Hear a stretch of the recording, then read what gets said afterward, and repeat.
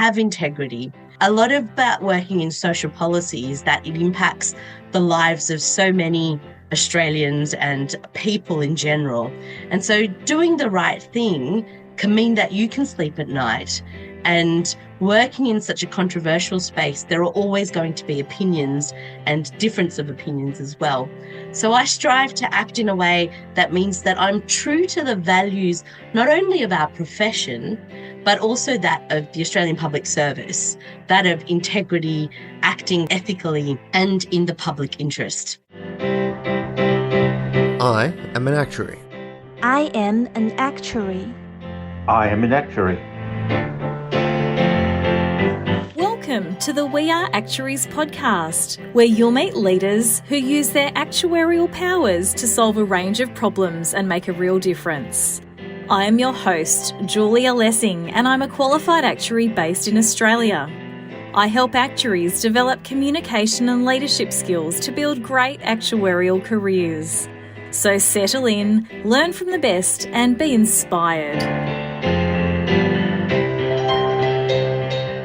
Hi everyone. Today we're talking about actuaries in social policy. How can actuaries contribute to social policy through research? How are actuaries investigating societal trends like the increasing rates in autism in children? And how are actuaries using this research and data for good to help shape appropriate policy responses? Joining us for this discussion is Maathu Ranjan, an experienced actuary who's currently completing her PhD to investigate the increasing rates of autism, amongst other things, and the impact that this is having on government support services. I've been so inspired by Maathu's career path, which includes roles across disability, health, and general insurance. That's non-life insurance for our global actuaries. She's led actuarial teams at the NDIA. She's an award-winning researcher with an impressive research agenda in the social services space. So I've invited her on the show today to share some of her research findings and also to talk to us a bit about how she's carved out such an impressive and impactful career. Maathu, welcome to the show. Thanks for having me, Julia. Now, Maathu, we're both old girls from North Sydney Girls High School. Adultiora. And we're also both passionate about the social services space. So I'm really looking forward to having this conversation with you today. And Maathu, at the time of recording, it's just been announced this week that you will be the 2027 president of the Actuaries Institute. Congratulations. Thank you so much, Julia. There's nothing as humbling as, coming home from being elected and having your children tell you that you can't make a Vegemite and cheese sandwich correctly. But I'm absolutely honoured and thrilled and a little bit dazed to be stewarding our wonderful profession and the legacy that the giants who've paved the way before us have made through this time of disruption, the age of AI. The success of the Institute's strategy, that's a matter of professional survival for me and for all younger actuaries who still have half a career ahead of us. Those of us for whom climate change, the AI world, housing affordability, social policy, and the stability of international relations, they all have real-world implications for the way we work and the way we live. So what more of an incentive to ensure that we have a broader, more influential profession that engages and uplifts its youth? That's so inspiring, Maathu, and a broader profession and the application that actuaries have on society. It's not just limited to life insurance or to insurance anymore. There is so much that we're doing across so many different industries, and I think it's really exciting, as you said, for the survival of the profession that we need to be embracing that, and to have a leader like yourself who has carved a career path along those lines. I think that's super exciting that we'll have you at the helm in a couple of years' time. Thanks, Julia. I'm counting on the support of many in our august profession, so I'm looking forward to it as well and excited. Well, you have my support, Maathu, and I can see that you have the support of many across the profession, so very much looking forward to that. So before we get into today's discussion about actuaries in social policy, I'm keen to hear, Maathu, how do you use your actuarial superpowers to make a difference in the world? That's such a nice way to put it, the actuarial superpower. I think I use mine to make sense of the information around me. And that is, it could be data, big or small. It could be anecdotal evidence that speaks to the policy context or the commercial context, the business question. I then used them to create an evidence body, through rigorous methods, benchmarking exercises, and, ways to sort of understand what that information is saying. That can then be used to guide good decision-making and policy design. And for me, good decisions and good policy can make all the difference in the world. Such a great superpower, because that's impacting and benefiting our whole society, isn't it? You've got so much opportunity to create so much benefit when that's the way that you're applying your superpowers. We do, and it just highlights that the actuarial skill set that we're taught at university, it can be applied in any area, really, and with the view that we're doing it for the good of the benefit of the public. It's fantastic. I love that. So now you're currently on leave from your role at the NDIA, where you're leading actuaries to use data for good, but you've been awarded the Sir Roland Wilson Scholarship to complete your PhD full-time. Congratulations on that. That's a huge, huge achievement. I will ask you a little bit more about your research findings later, but how did you get into research in the first place? Not all actuaries do this. How did you do that, Maathu? Thanks, Julie. That's a good question. And I think I've always been interested in the research process, but I really got hooked into it in my second year of university when I went on exchange to the University of Michigan. And when you're in America, the courses that you do aren't directly actuarial. You either have to do economics and maths courses to then map it to our actuarial courses over here. One of my economics courses, I had a dragon of a professor, but he was very well connected. And what it meant was that if you did really well in that final assessment, which was a major project, you'd be awarded an internship to go work at the US Reserve Bank. Wow. And like, many of us, we're quite driven. And so if someone dangles something, you're like, right, what do I need to do? But I essentially got hooked into finding a business question or a policy question, looking at what data was available that I could use, applying the techniques that I was taught. In that case, it was the regression methodologies and others in econometrics courses. And then it was to then use those findings and the results to say, what are the conclusions and implications for policy? So that was the hook. I didn't take up the opportunity to go work at the US Reserve Bank. The GFC had tanked the Aussie dollar, which meant that I really had to come home. But I'd also had a placement lined up for an actuarial firm in Australia for as part of the UNSW co-op program. So it was a good thing in the end. But that hook meant that I did honours at UNSW with the supervision of Michael Sherris and Katja Honeyweld. And there we looked at solutions for longevity risk and the impact that international solvency regimes could have on the pricing of annuity products. I started my professional career in consulting and then in government. And again, a lot of what we did was using data that was available or lack thereof, and then answering commercial or policy questions that were of interest to decision makers. So that was really my pathway into evidence-based decision and policy making. Wow. So really it was about finding a question and using the skills that you've been taught as an actuary, or even those broader analytical skills, data analytical skills, to be able to answer that question. Exactly. That's exactly it. Yeah. And then a little bit of a mix of opportunity and GFC and other things kind of shaping the way that it went. And great paper that you wrote as well that you've just mentioned there. We'll link that to in the show notes. Yeah, fascinating. So, okay, so you started out with that. How is research still kind of part of what you're doing today, though? Thanks, Julia. So the underlying motivation for my PhD research at the moment was that I wanted to do something that was of practical relevance to where I worked. And I'd been working at the NDIA for a few years at that point. And one of the most significant sort of risks to the sustainability of the scheme that had come up year and year was the increasing numbers of children that were approaching the scheme and accessing the scheme for supports. And it wasn't quite expected that this level or a number of children would be approaching the scheme based on the original costings, which used the Survey of Disability, Ageing and Carers data to predict what the level of prevalence of various disabilities would be in Australia over the years to come. So finding out why there was such an increase, particularly in the rates of autism amongst children, was paramount to then shaping the appropriate policy responses to the challenge. I had such amazing champions at the NDIA, from Sarah Johnson to Peter Hardy, David Gifford, Sally Galbraith, and I could go on, as well as the example of John Walsh, that then enabled me to go and pursue this research full-time at the Australian National University through the Sir Roland Wilson program, which is a scholarship that provides an opportunity for public servants and leaders in the Australian public service to go and study a topic of national significance to the Australian government. Wow, congratulations.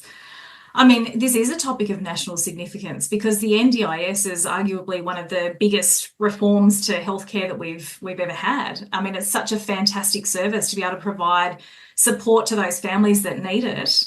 And I guess, though, when it's been set up under some assumptions based on, historic prevalence, and then those rates change, that's a huge societal issue, but it's also a funding issue too. There's so many aspects and dimensions to that. So how exciting that your research has been able to, or is going to be able to, not just research something that you're interested in, but also research the findings of that research are going to be able to really make a difference to whether or not we can continue, hopefully that we can continue and find different ways to continue to support people that need it. That's exactly right, Julia. And being able to do something that I'm passionate and interested in, but also in something that will shape the lives of people to be able to contribute back to society, that was the key motivation for continuing that research journey. And what a great opportunity that you have to be able to pursue that full-time under this scholarship. Absolutely. I mean, we've still got to pay the mortgage, right? So This is true. Okay, so through this PhD research that you're doing, such important work, I wonder if you could summarise your research findings for us so far. Sure. So estimates of autism prevalence in Australia are some of the greatest in the world, and they're also increasing faster than other countries who have similar health profiles and economies, like the US, the UK, Canada, and so on. Worldwide median estimates of autism prevalence have almost doubled over the last decade. But in Australia, estimates have grown at a much faster rate. In 2009, it was estimated that 1 in 330 people would have autism. The latest estimate, which was aired on The Assembly by the ABC, was that 1 in 40 people have autism. Wow. So you can see that there's been a significant increase in the recognition of autism and neurodiversity in general within our population. Now, there are a number of reasons for this, and they include changing diagnostic criteria, increasing awareness in society, possible genetic and environmental factors changing, like the increasing age of parents when they have their first child, as well as the need for a diagnosis to access funded support. And our public policy landscape, well, that's the factor that's unique to the Australian context that could explain a portion of the growth that is so much greater than the global average. So what we do in our research is to use nifty econometrics techniques, so panel data, and we leverage the natural experiment around the staggered rollout of the NDIS to various regions in Australia. And what we find is that the behavioural response in the number of people seeking a diagnosis to access supports, that accounts for 47% or almost half of the diagnoses since 2012. Wow. So, Maathu, it sounds like we've kind of got this self-fulfilling prophecy where people are maybe seeking a diagnosis who wouldn't have otherwise been looking for that in order to access some sort of support or funding. Is that what's happening? So we need to go back to the way the system of supports works in Australia to be able to answer that question. The system of supports for people with disability has shifted. It used to be state-funded, block-funded to providers. There wasn't enough of it around, and not everyone was getting the support they needed. The NDIS model shifts that and creates an individualised model where individuals can access support and have the choice and control around who gives them and who provides that support to them. What we've also seen is that with the introduction of the NDIS is this oasis in the desert concept, where there isn't much other support in the mainstream services, which was the original intention for the scheme to provide supports to those with the most substantial needs, and then all people with disability being able to access supports within the mainstream system. So our finding here is showing that shift in the way disability supports are provided, that entire system has created the need for people to go and get a diagnosis to access any kind of support that they need. Mm-hmm. So the whole system's changed really, and we're not saying people are just going and doctors are giving out diagnoses so families can get extra money. That's not what's happening. There's a whole shift in the way services are provided and what's required to access those services. So this increase in prevalence then, this increase in rates, I mean, is that a good thing or a bad thing? That very much depends on the perspective that we're looking at it from. So some might say, or some might argue, that diagnosing neurodiversity and autism in particular was possibly always present in the underlying population. And what this policy has done is it's shed light on the actual diversity of neural abilities that are present in our population. Mm-hmm. And that's a step towards the social model of disability, where we can minimize the barriers that individuals are facing in being able to participate in their society and in the community around them by recognizing their disabilities. Others might then argue that increased rates of diagnoses because of the way the system is set up are actually a result of overdiagnosis of disabilities that relate to mental health and neurodevelopmental conditions, and that the lack of supports and infrastructure in the mainstream services around us, so not the social model, have led to more reaching out to then being able to access any kind of support. So, you know, is it a good thing or bad thing? It depends on the perspective. Sounds like there's lots going on. There's a lot of different factors. This is not a simple issue or one that has a simple cause. There's a lot of different things that are going on behind the scenes. I mean, what's your take on it? What's your stand? Where do I stand? Yeah. I think that actuaries and the public service have an important role in bringing an objective, impartial evidence to the conversation. And as I said earlier, we use our superpowers to help decision-making and help policy design around important issues that impact the lives of so many people. But by bringing objective and impartial evidence, particularly in an area where data has been so scarce and anecdotal evidence has played a strong role, that's important to complement the anecdotal evidence, which inherently includes the biases of the individuals who are providing it.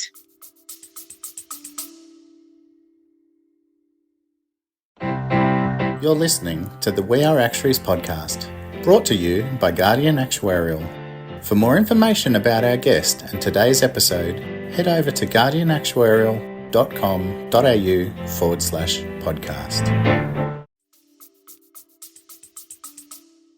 Okay, speaking of data and using data for good, I mean, how do you think Australia's data landscape has changed? I'm going to tell you a story about that one, actually. So a couple of summits ago, which is the All Actuaries conference that we hold, the Institute invited younger actuaries to come and present a radical idea. You know, it didn't have to be plausible. It just had to be something new and something radical. So a few of us at the NDIA, we thought we'd put in a presentation about something that has been frustrating us to no ends, and it's data quality and data availability and linked administrative data in general.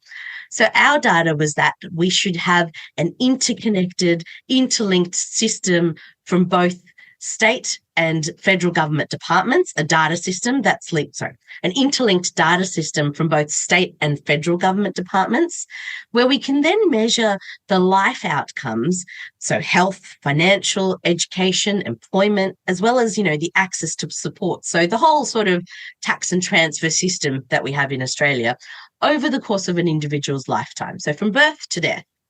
Now, that might seem like a lot of information, you know, and the brief, as I said, it was to be radical, not necessarily plausible. But that was our idea.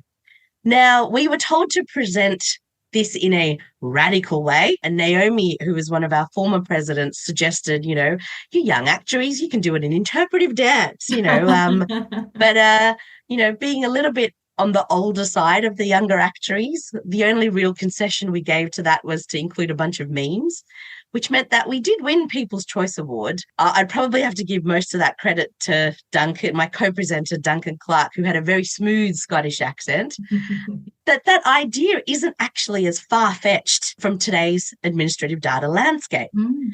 We now have the Australian Bureau of Statistics PLIDA dataset, which is a person-level integrated data asset, and it combines administrative records across the big federal government departments, so the ATO, Medicare, the social services, the NDIS data is in there as well. So there's a whole data set there which can be used for research purposes and for policy design purposes. They've also got the BLADE data set, which is the longitudinal data of businesses in Australia and commercial activity as well. And we also have the upcoming NDDA, or the National Disability Data Asset, which combines what were typically state-provided services like disability services and health services with the federal government data as well. My understanding is that that's a little bit further away from what it was originally intended to be, but it's still a good source of information that connects state-based services with federal government services. And having good quality administrative data and government data, well, that's been key to the robust evaluations of policy, of economic outcomes, and the underlying modelling for major government outputs, the key examples being the annual budget and the intergenerational report. Internationally, I think the Australian government's commitment to collecting, sharing, and making administrative data available for research and for policy is actually quite advanced compared with our counterparts in the UK and the US. But countries like Denmark, Netherlands, Norway, they have really rich administrative data sets, so they're probably a step ahead of us. And I think that comes back to what you were saying before, Maathu, about the fragmented systems that we have. You know, we've got state services, we've got federal funding, we've got all these services all over the place. And so it's a really complex landscape to be able to put it together and get a person-centric view.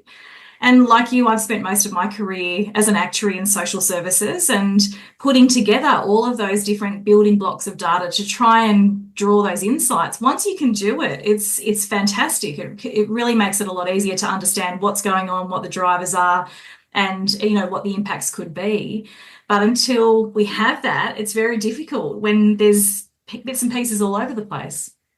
That's exactly right. And we're obviously living in a system of interconnected services, and, the flow-on effects or the indirect consequences of some of the policy actions that we take, or some sort of, does funding here impact life outcomes over here? That's the power that this sort of data would be able to give us. Now, it does come with some challenges. One of the things that sort of made it implausible to us was the privacy concerns around individuals' data. And there are huge hurdles that face us in terms of being able to access this data, the bureaucracy around access, the approvals, the clearances, the legal discussions, the permissions. But that's all really important in being able to protect the privacy of the individuals whose data is being collected. And in the case of this sort of admin data, it'd be almost all Australians. There's also the challenges of whether the data that's in there is being used appropriately, because it is administrative data. It's being used to collect and access government services. So how do you measure outcomes using that data? What is a good measure of an outcome? And are you actually measuring the right thing? Are you interpreting the data in a way that it was meant to be when it was first collected? So those are still some challenges around being able to use it and to use it well. But I'm still very excited about the possibilities of it into the future. Yeah.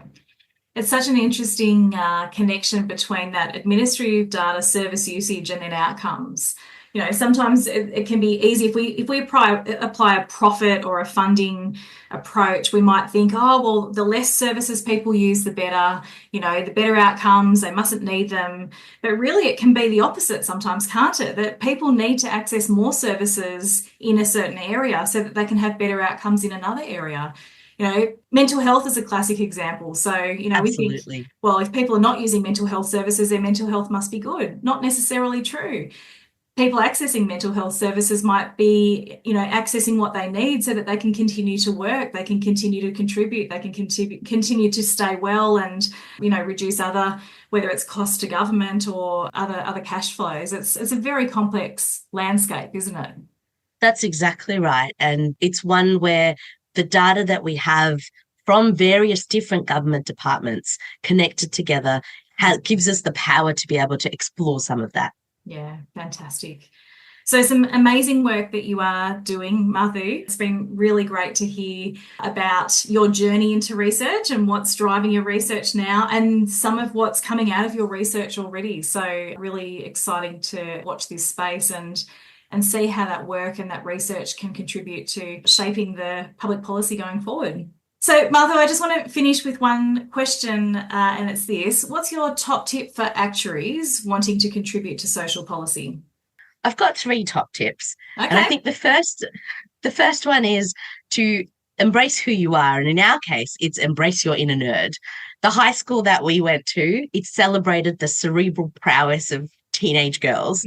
You could win debating championships, and that was exciting. You could win swimming championships, but you could also win, public speaking championships. It was all very much about celebrating that inner nerd. I am a very proud founding member of the Affinity Lunchtime Cryptic Crossword Club. I'm not sure if it's still going, but that was exciting. And even to this day, we have a Senate estimate watch party at the NDIA where over lunch or whenever it's on, we have the big screen up with where the senators grill our senior leadership. And it feels very much like a Swans game. There's oohs and ahs and, oh, he did that one well. Oh, we got a goal in there. Embrace your inner nerd. I think the second one is have integrity. A lot about working in social policy is that it impacts the lives of so many Australians and people in general. And so doing the right thing can mean that you can sleep at night. And working in such a controversial space, there are always going to be opinions and difference of opinions as well. So I strive to act in a way that means that I'm true to the values, not only of our profession, but also that of the Australian Public Service, that of integrity, acting ethically and in the public interest. And then finally, pay it forward. There are so many legends and giants and champions for whom I'm thankful for. They've not only paved the way ahead for my career, but they've actually actively championed me and given me opportunities to engage in wider industry. They've taken the time to provide honest feedback. They've also opened my eyes to the ways of the world and provided invaluable support when those times have called for it. So the best thing that I can do in return is to pay it forward and provide that leg up and that opportunity for the next person to mentor others, or at least those that actually want to be mentored, and to be an example and a role model. And a role model you are, Maathu. Thank you so much for sharing your story and some of your thoughts on the topic of actuaries in social policy today. It's been wonderful chatting with you. Thank you. Thanks so much, Julia. Pleasure to be here. So there you have it, real life stories and practical tips from a leader using their actuarial superpowers to make a difference in the world. If you enjoyed this episode, feel free to get in touch, subscribe, leave us a review and share it with your network.